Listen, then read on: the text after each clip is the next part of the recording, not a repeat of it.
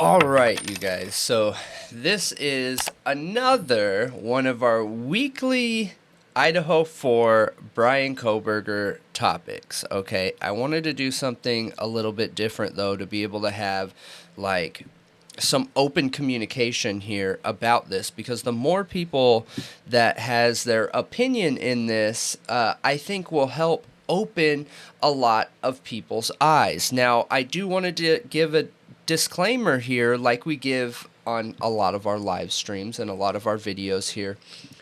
We have zero emotional buy-in for Kohberger to be innocent or guilty, you guys. I know I say that a lot, but there's a reason why we say this a lot, and we say this a lot because the longer this goes on, the more defined this line gets up the middle of people who believe he's guilty and he is an incel and wild and hates women and all these other things, okay?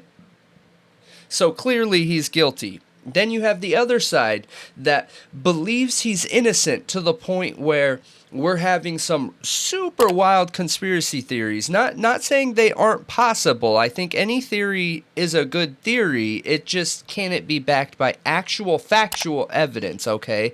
So, and there's a difference between conspiracy theories without the evidence to connect all the dots and possible theories that have factual evidence to back it. Now, we see a lot of times in the real world it lands somewhere in the middle here, but this brings a really interesting topic here, and that is on character assassination, okay? Now, character assassination is the essentially assassination of a person's character using tactics that are unprovable in a court of law. And just some examples in this case, and I'm not saying they're true, I'm not saying they're false or anything like that, but, you know, there's that really wild statement made by, gosh, what was her name? I should have had this written down. She was like a psychologist or something. Carol Lieberman. Yeah, that's her. Forensic psychiatrist Carol Lieberman told Newsweek that Kohberger's reported obsessive-compulsive eating habits indicate he's afraid that he would become addicted to human meat. That cannibalistic urges. She even said he was like afraid of his cannibalistic urges, which is why he wouldn't let meat touch his food. Yes. Now, that is a prime example of painting a picture without having any evidence, okay? So, can we walk around outside and be like, ooh, you're vegan? You're a cannibal in the making. You just don't know it yet. Or can you only call someone a cannibal who eats humans? Right. Come on. You know what I mean? So in this case, why it's so important to me is because, look, you guys, whether he's the guy or not, I just hope he is the guy, because if he's not the guy, the real person or people are still out there and still capable of taking more people's lives, right? Yeah, I think that's important to most people that are on either side of the fence, is that we have the right guy, but some people are just not willing to look at the other side, that he could possibly be innocent or he could possibly be guilty. Yeah. I think that, and these are things we've said a million times, that the evidence, there just isn't any good evidence. Yep. Not currently. Now, a lot of people say that there's a good chance that they're going to be bringing more evidence. I hope so, because what I see currently just doesn't have what I need to see to be able to feel comfortable. We got the guy, and again, there could be more coming, you know. I'm not committing to his innocence. No. I'm not committing to his guilt or anything like that. But I found some really interesting other examples here. Now, did you know that a local brewer owner told NBC that Kohberger was known to be creepy to female employees. Jordan Sorolnik, a Pennsylvania brewer owner, said that, yeah, I don't know why it said that twice. That's weird. Maybe that was the title. So there he was. Kohberger was a patron at Sorolnik's Seven Sirens Brewing Company in Bethlehem, not far from DeSales University, where Kohberger got a master's degree last year. Kohberger was flagged as problematic at Seven Sirens. Other female employees and customers repeatedly complained that he was harassing them. He reportedly asked them where they lived, who they were there with, and then would get angry if they didn't respond. Yeah. Interesting, right? Again, this is one of those topics where I personally feel like I need some evidence here. Like, yeah, is there a list that's dated that we can see when he was kicked out and put on a no-serve list? Because a lot of bars have these lists for, their servers to know and to look out for. And if you have a guy who's consistently harassing your women patrons at your place of business, you're probably going to ban them. You're probably going to put them on that type of list. Absolutely. Especially if they're getting angry that they're not answering personal questions like that. I feel like we've seen a lot of people just come out of the woodwork with these claims without anything to back it at all. And I think some of this could be them not necessarily lying. Some of them could be lying, but some of them could also have these memories of him that they have now painted because of current evidence in this creepy way when it probably wasn't originally that way. Yes. So, and that's why we point out bias a lot, because when you're trying to get down to the truth, bias is a very dangerous thing. And I think this case is a prime example of it. And I see two sides of the coin here. You have one side where outsiders or law enforcement would look in on this situation and say, this is why sleuths are so bad or whatever, because then there's this line down the middle of people who think he's innocent and then people who think he's guilty, and that could be caused by a separation of the mainstream story. But when you're on the outsider looking in, the mainstream story is all good and everything, and I'll support it if there's evidence that backs it. And I always go back to this one case, the Gilgo murders. The mainstream storyline backs the evidence very clearly, you guys, very, very clearly.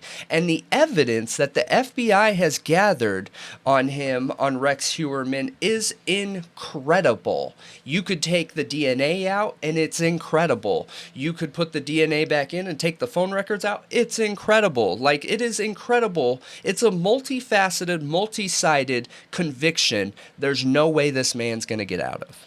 Yeah, and also, I feel like, oh my gosh, I totally lost my train of thought. Go ahead. I had it in my head, and then I started thinking about what you were saying, and I totally forgot.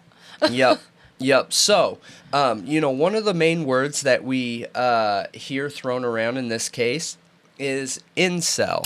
Yeah. I went digging trying to find evidence of this, and I couldn't find evidence of this. And you know what's funny is I actually found evidence that says the opposite, okay? So what society's definition or what they expect to see from an incel is a person that is unable to communicate or hang out or socialize with whoever they're attracted to, their preferred gender or whatever, in a social setting. They're kept to themselves. Normally we expect them to be behind computers, a gamer, whatever, like this idea, this image painted, right? This isolated mom's basement type. Right. But I remember what I was going to say.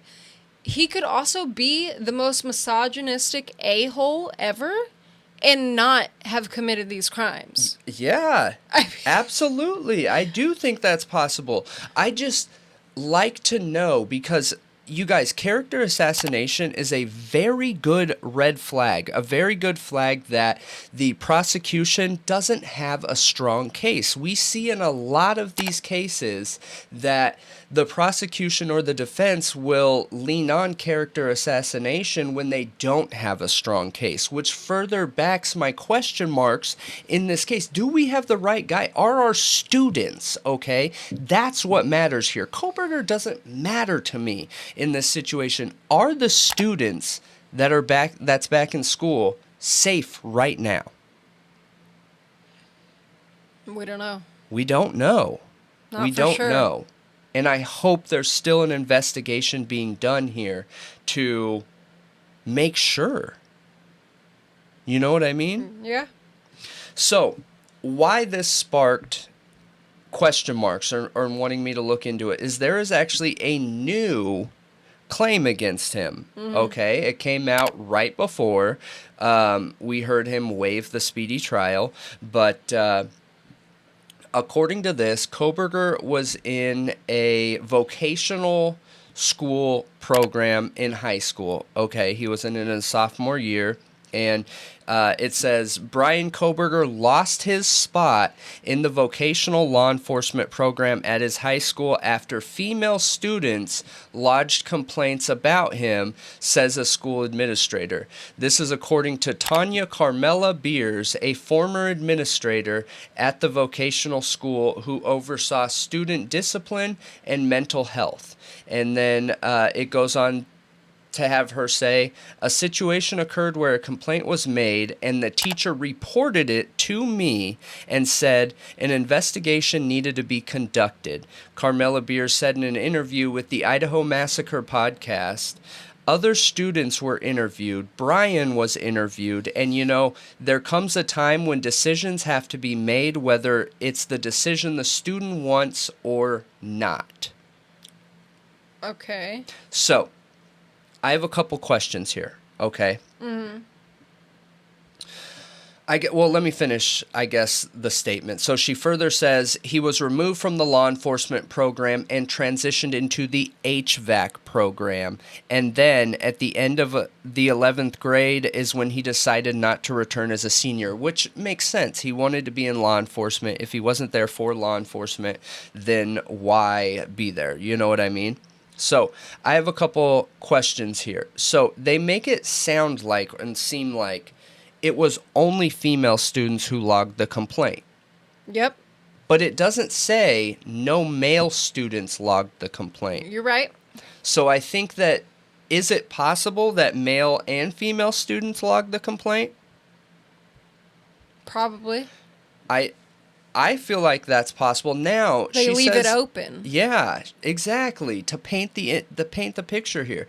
Now it goes on to further say that she says it's interesting because she knows that he goes on to repair his life and live a seemingly normal life. Okay, what does that make me think of? Was this drug related? Because this was the time that we know he was battling drugs. Can you be a drug addict and be in a law enforcement program? So what, those 3 girls reported his drug use to the law enforcement program? There are no 3 girls. You said 3 girls reported him. Just girls. They said word for word. I saw it on articles that it was 3 girls. So, I thought you also said 3 girls, but maybe I'm wrong.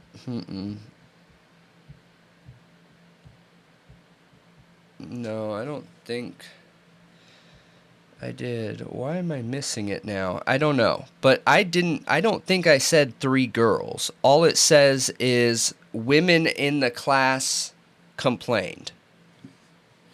Okay. Yeah. Women in the class complained. However, it doesn't say men complained too. We don't know if this was multiple people complaining because you have a heroin addict nodding out in class. But what's interesting is she goes on to say as far as we knew, we thought Bryan Kohberger was good and he had moved on and fixed his life. That's something you would hear from, like, a drug addict. You're glad they stopped partying, they fixed their life. What else could it be? Because it insinuates that he was abusing women by saying only women complained and... But then he went on and fixed his life. But then he was allowed to stay in the school. Right. So I'm just curious what you guys think, honestly. It seems like it's intentionally vague. It seems like it's intentionally vague, or it seems like it's intentionally talking about some details and not others, which, again, this is classic 101 character assassination, you guys, okay? Here is a very interesting story. So I went on to do some more research into this about his character, and I came across a document in crimeinamerica.net, okay? And they go into the comparison between Bryan Kohberger and the United States Secret Service report, The Hot Yoga Tallahassee Attacker. Do you remember that at all? No. No? Hot Yoga Tallahassee Attacker? So, on November 2nd, 2018, a 40-year-old gunman opened fire inside a Hot Yoga Tallahassee, a yoga studio in Tallahassee, Florida, killing 2 women and injuring 4 more before ending themselves. The attacker was motivated to carry out violence by his inability to develop or maintain relationships with women, along with his perception of women's societal power over men. For decades prior, he engaged in numerous instances of inappropriate and criminal behavior directed towards women and girls. These behaviors resulted in him losing several jobs, being barred from public locations, and having multiple contacts with law enforcement, some of which resulted in an arrest. The behavioral history of the Hot Yoga Tallahassee hacker illustrates many of the behavioral threat assessment themes identified through the years of the U.S. Secret Service, research examining targeted violence. Further, this attacker's history highlights the specific threat posed by misogynistic extremism. The Hot Yoga Tallahassee attacker did not appear to adopt any of these specific ideological labels, but his behavior and beliefs aligned with many who do. Although these labels and their origins vary, they all have proponents who have called for violence against women. These behavioral themes are frequently seen in the backgrounds of other attackers and, as such, should be the focus of community-level violence prevention efforts to identify and intervene with those who pose a risk of engaging in targeted violence. Basically, to sum it up, what they're saying is this guy wasn't a part of any specific anti-women groups or incel groups or anything like that, but ideologically, he aligned with all of the ideas that these similar groups have. Now, he went into the Hot Yoga studio not to target a woman or a couple women, but to target the studio because it is a women-focused studio. Okay. Hot yoga clearly this Hot Yoga studio it had primarily women in there, so he targeted the location, and that's what they're trying to say could have happened with 1122, that the location was targeted, not the girls. Okay. Now, what, you have a question? Okay. That Bryan specifically targeted the house and, like, the location, not the girls? They're trying to make the connection here that Bryan could have some of these behavioral traits. Okay. So, the summation, in the interest of summation, the gunman in the Hot Yoga Tallahassee shooting had A, a long history of inappropriate acts towards women and girls, B, a long history of misogynistic writings, songs, and videos, C, family interventions towards the shooter because of inappropriate acts towards women and girls. Now, professional history. Obtaining college degrees, he enrolled in a graduate school in Florida and graduated with 2 master's degrees, one in public administration and the other in urban and regional planning. Oh, wow. He was a teacher for Maryland and Florida school systems, and he was an Army officer. Now, contacts with the justice system. This is important, you guys, when thinking about Kohberger. Multiple complaints regarding hostility towards women and girls. Multiple interactions with police for the same reasons. Several arrests for touching or harassing. College roommates in Florida later described him as odd and obnoxious. He admired Ted Bundy and other serial killers. He made fellow employees very, very nervous. He was court-ordered to attend counseling several times. He lost his apartment due to complaints of inappropriate behavior. He admired Hitler. His website was referred to a federal law enforcement agency. Okay?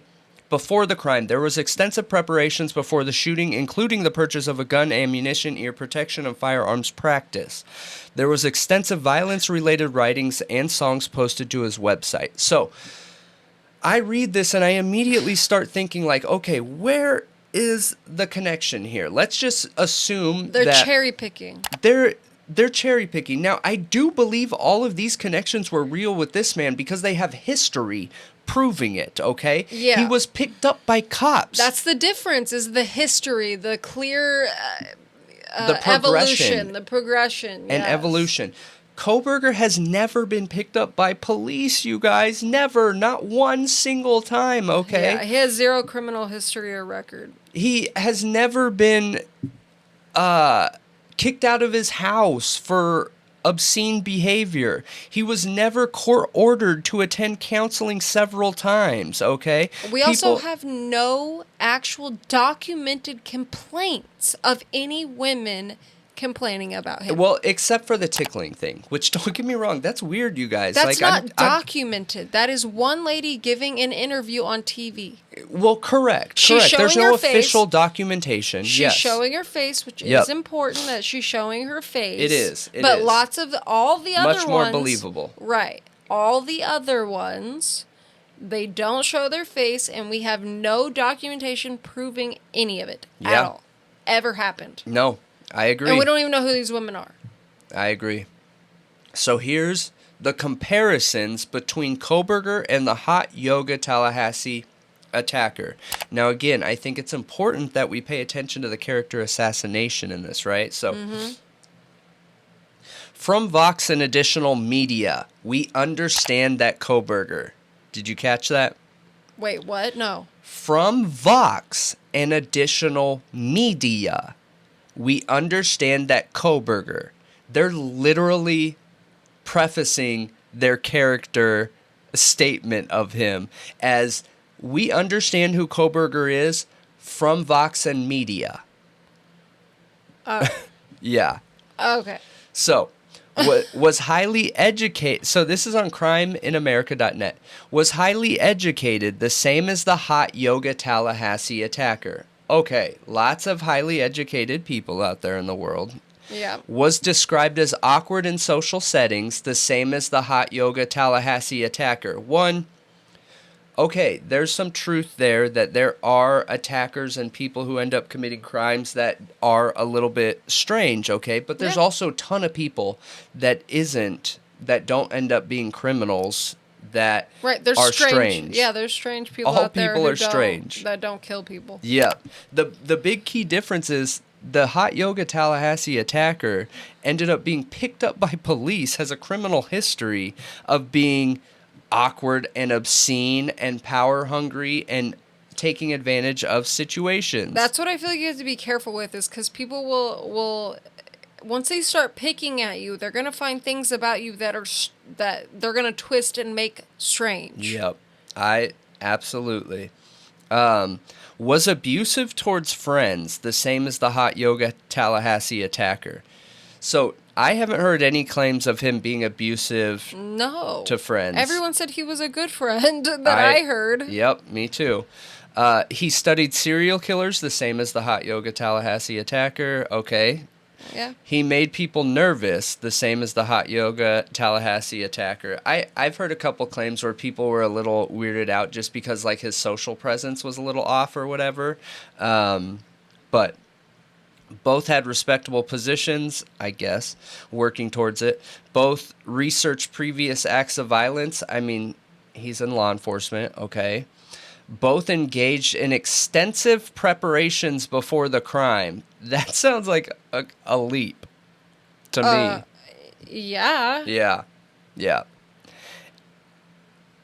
And the female targets in Tallahassee were unknown to the attackers. Some suggest that Kohberger targeted the house, not the female victims. So, the damage on the victims says that there were 2 targeted at least, okay? Also, it's a lot different targeting a hot yoga studio where you know there's going to be women all the time because it's yoga, in a random house. I agree. I agree when you're looking at the crime. But I'm specifically just trying to look at the character here. And I personally don't see a lot of correlation here. Now, if we are able to get Kohberger's past, okay, and we see that 2 different times, 3 different times, the cops were called to this bar because Bryan Kohberger was all up in girls' business when he drank too much and was asking questions like, where do you live? Do you have a man here? And making people uncomfortable. Okay, I can start to see it. But as of now, we don't see that. And even with this new claim that they're saying is specifically targeted at women, nothing in here says that it has anything to do with women. Nothing. It just says some women in the class complained. Okay, but did some men complain too? Was this dude nodding out? Was there something going on? And what did they complain about? What was the nature of their complaint? That's I don't think we'll find out, but I agree. That would solve everything. Yeah. That would solve everything. Because they could be complaining about something that has nothing to do with his conduct towards them as women. Yep. And look, if you guys look into the pool party that Bryan Kohberger went to when he first moved out into that area, he got 2 girls' phone numbers that day? Yeah, I did hear about that. Dude, that is not an incel, you guys. No. That is not an incel. He talked to a couple dudes, and maybe he made those guys feel awkward according to them. I have no idea. But then he immediately went into a social situation where there were multiple women, had a conversation with 2 women. That's a certain level of confidence there. Oh, Ask for their phone number to hang out later or talk or whatever, and got both women's phone numbers. Yeah. That's not incel behavior. No, it's not. So this just keeps taking me back to, I hope the prosecution has more evidence. Yeah, I really hope so too, because it's not looking good the way it is right now. It's not looking good, and it makes me nervous. I am terrified that the real killer is still out there. Yeah. I'm terrified. And maybe Bryan Kohberger has a part in it. Maybe he was involved in some way. I don't know, because none of the evidence is telling us anything. None of the evidence is painting a good picture of anything. But I want to know what you guys think. That's why we bring these up, to have the conversation after the fact, to take the conversation to the live stream, to talk about it in the comments, to hear what you think. I want to know what you guys think about the character assassination. If you want another example too, I keep going back to the YMW Melly case, because that prosecution targeted his clothing to character assassinate him, saying, look, he wore a red shirt or he wore a beige jacket during these months, which probably was winter months, and said that he is a gang member doing horrible things because he's wearing that beige jacket, because new initiates have to wear brown or beige. Like, that sounds like a stretch. I need more evidence than that, okay? And then they tried saying, because he has friends and has talked about all this stuff in his music, which it's like gangster rap music, okay, that means that he is a bad guy and does bad things.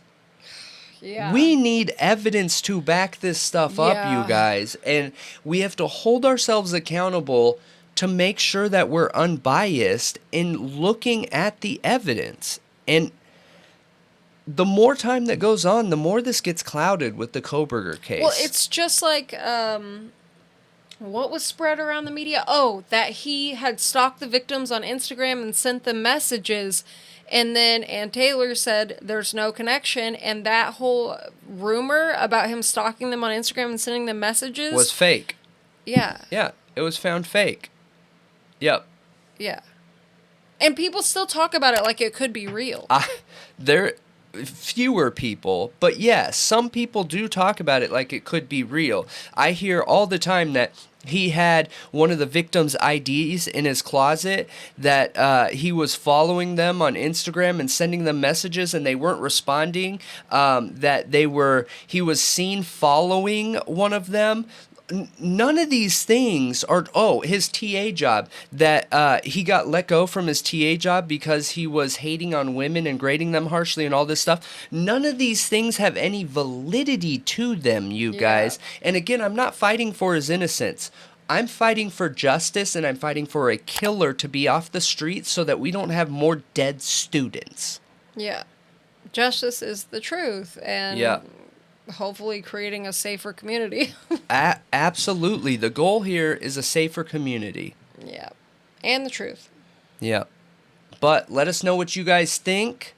I don't see this being a popular video being about character assassination, but you guys might surprise us, and I'd love to know what you think. I feel like there's going to be a lot of takes from people who believe he's innocent, and people that just are totally bought into his guilt are going to hate this video, you know? Probably. But look, in order for your take to stand on two legs, okay, firm ground, stand on its own, it's got to be able to be questioned. It has to. Yeah. That's literally the only way. That's what they do in court. Are you kidding? Yeah. They literally go back and forth just refuting each other's evidence. Absolutely. So if your take can't stand on its own 2 feet firmly, then you got to take it back to the drawing board. More evidence, more explanation, more information, and bring it back, you know? Mm-hmm. But let us know what you think.